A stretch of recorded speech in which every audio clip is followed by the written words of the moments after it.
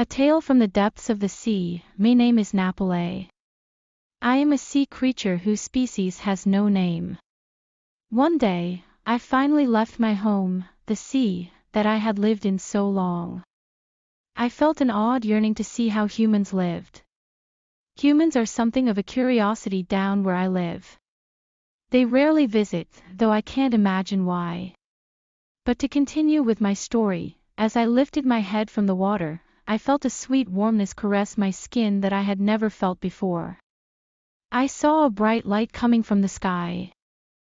It was amazing. I couldn't believe that this was where the humans lived. I continued, and found myself in what the humans call cities. There were buildings so high they would peek out of the water at its deepest points. I decided to take a chance and introduce myself to a human. I walked onto a sidewalk. I tried to walk forward, but everyone was walking the opposite way, and I was nearly trampled.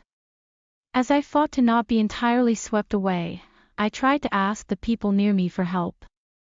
But they all just zipped by, staring at their shoes. It seemed that there was no one here that cared at all for anything but where they were going to. Now, in my world, when you go somewhere, you stop at many spots on the way and stay there for a meal or a nice view. That way, I have visited many places that have turned out to be amazing. These humans didn't seem to understand that they would benefit from this and kept zipping along.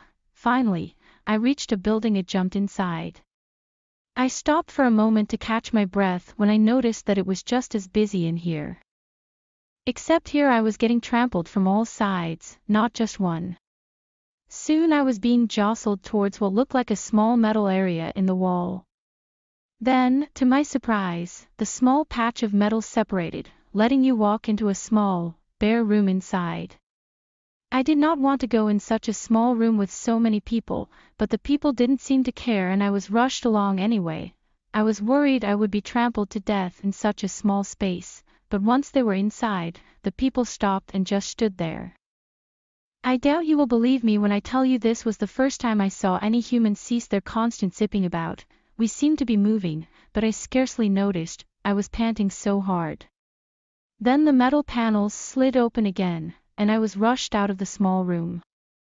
This continued for a long time before I managed to get the small room, which I heard called an elevator, to take me back to the first place I was in, from which I scrambled outside onto the sidewalk. I needed to get away from these humans. And I needed food. My species eats plants and sometimes fish, but I had not seen a blade of grass since setting foot in this horrid place, so I wandered about until midday when at last I saw a sign. Central Park, it said. Behind it was grass, interrupted by sidewalks occasionally, on which humans were bustling about, unaware of the beauty all around them. I ran forward, flying through the only grass I had seen in my entire trip. I could not believe how much just feeling my feet touch the grass lifted my spirits. After I had satisfied my appetite, I decided to try some human food. I wandered until I reached a building with a word on the window that said cafeteria. Underneath was a picture of a piece of bread with something brown on it and something that looked like a plant. Food. I walked in. No one saw me. Everyone was at tables, looking at newspapers. One floated to us occasionally, or in a long line with flat things in their hands, looking hungrily at the food there. I got in line and grabbed anything that looked good.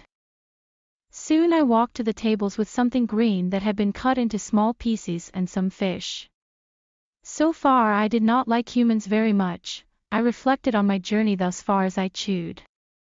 Humans rushed. In fact, right now I saw several of them hustle past the windows, even though there was a wonderful place right next to them. They seemed to be stressed or unhappy all the time. None of them smiled or said a kind word to a visitor. None had so much as seen me my whole trip. I sighed. I doubted I would ever understand humans. I would have left right then and there, but it was low tide, so I could not leave yet. I would have to wait for the morning. I went back to the little park I had found before and decided to have a nap. When I woke up, I decided to go and meet a human. I would get their attention in any way possible, and then I would invite them to the sea for a relaxing break from the hecticness of their life. I imagined how happy the neighbors would be to see a real human. So I again stepped boldly onto the sidewalk. I would speak to these humans if it killed me. It very nearly did kill me, I can tell you that. I was shoved and jostled and kicked and elbowed. I was wiggled and moved and yelled at. Finally, I made it into another of their buildings and decided to just go home. It was night now, and most of the humans had left. Flower girl, Petra, freshly cleaned linen napkins along with a perfectly ironed tablecloth, check. Jasmine and eucalyptus scented candles, check. Crystal chalices and freshly polished cutlery, check. All taught, it was cliché, I know, to have a first date at my family's restaurant. I couldn't get more than a couple of hours off work. And besides, there was a reason why my parents' restaurant was the most famous vegetarian restaurant in all of Faye. Thankfully, this blind date that had been set up through mutual friends seemed to understand crazy work schedules and had been more than obliging to have our initial meeting here. It wasn't going to be too awkward though. My parents finished work at sunset and none of my siblings were scheduled on for this evening, so hopefully the staff would leave us alone. I had picked the most romantic, well, what I thought was the most intimate table in the place. Located right near the large open hearth directly underneath a breathtaking view of Faye's capital city. The corner table was private enough to create cozy atmosphere, yet also positioned within eyesight of the stage where the best artists in the land would perform into the early hours of the morning. Tonight, one of my best mates' brother's band would be entertaining us with the latest tracks off their soft rock album. Perfect first date atmosphere material. The moment she walked in and laid her brilliant violet eyes on mine, I knew I was in trouble. I had told myself that I would play it cool on this date, to keep my emotions in check, yet this was going to be a struggle.